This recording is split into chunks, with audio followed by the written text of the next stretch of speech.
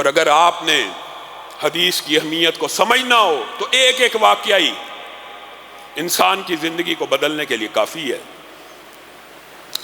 آپ نے عثمان بن طلحہ کا واقعہ نہیں سنا؟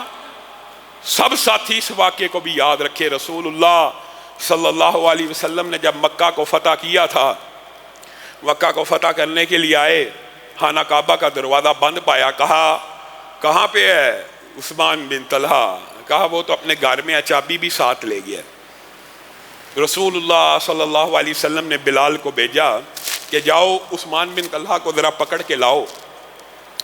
بلال گئے، اس کی والدہ عثمان بن طلحہ کی بڑی سخت تھی، کہنے لگی ہرگز نہیں، اس حبشی غلام کو خانہ کعبہ کی نہ چابی دیں نہ اس کے ساتھ جائیں۔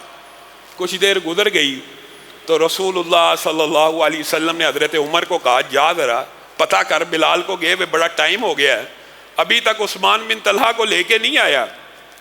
حضرت بلال کے پیچھے پیچھے حضرت عمر بھی چلے گئے۔ حضرت عمر کی آپ کو پتہ ہے جلالی کیفیت اور آواز، اونچی آواز، عثمان کہاں ہے؟ رسول اللہ نے طلب کیا۔ وہ ماں جو ابھی بلال کے سامنے کہہ رہی تھی اس کو ہرگز چابی نہ دیں، حضرت عمر کی آواز سن کے کہنے لگی اس کو چابی دے دے، اس کو دے دے چابی۔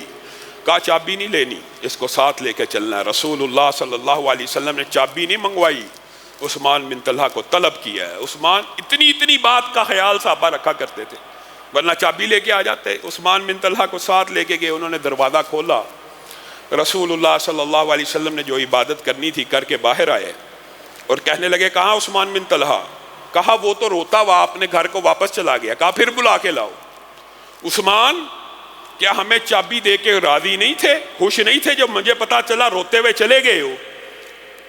کہا اللہ کے رسول، تب عثمان بن طلحہ نے اسلام کو قبول کر لیا ہوا تھا۔ اے اللہ کے رسول، اس لیے نہیں تھا روتا کہ چابی آپ کو دی ہے، روتا اس لیے تھا کہ کاش اس وقت بھی آپ کی حدیث کے اوپر ایمان ایسا ہوتا جیسے آج ہے۔ کس وقت عثمان؟ ایک دن آیا تھا، میرے پاس ہی چابی تھی اور میں ہی اس دروازے کا خازن تھا، مکہ کا دور تھا، آپ میرے پاس آئے تھے اور آپ نے مجھے آ کے کہا تھا عثمان چند لمحوں کے لیے اس دروازے کو کھول دے، میں محمد صلی اللہ علیہ وسلم اس میں عبادت کرنا چاہتا ہوں۔ تو اس وقت میں نے آپ کو چابی نہیں تھی دی، تو آپ نے ایک بات کہی تھی، آپ نے کہا تھا عثمان ایک وقت آئے گا یہ چابیاں میں محمد صلی اللہ علیہ وسلم کے ہاتھ میں ہوں گی اور میں محمد جس کو چاہوں گا عطا کر دوں گا۔ میں روتا اس بات کے اوپر ہوں، آج جیسے آپ کی بات کے اوپر یقین تھا، کاش اس وقت بھی اس بات کے اوپر یقین ہوتا کہ ایک وقت آئے گا چابیاں آپ کے ہی ہاتھ میں ہوں گی، تو میں اسی وقت آپ کے لیے دروازہ کھول دیتا۔ کہا عثمان پھر ٹھہر، پھر رک جا، ایک بات میں محمد صلی اللہ علیہ وسلم کی بھی سن لے۔ جی اللہ کے رسول، یہ چابیاں تجھے پہلے دی تھی کافروں نے، تجھ سے واپس چھین لی گئی، اب دینے والا کون ہے؟ میں محمد صلی اللہ علیہ وسلم۔ خذوها خالدتن طالدتن لا ينزعها منك الا کافر۔ اے عثمان، اب یہ چابیاں دینے والا میں محمد صلی اللہ علیہ وسلم ہوں، اس کو تھام لے ہمیشہ کے لیے، ابد و آباد کے لیے۔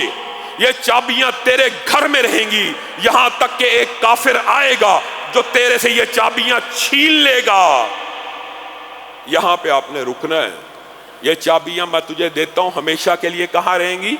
تیرے گھر میں رہیں گی، اور تجھ سے چھیننے کی کوئی جرت نہیں کرے گا، یا وہ دوسری الفاظ ہیں، یا وہ کافر ہوگا یا وہ ظالم ہوگا۔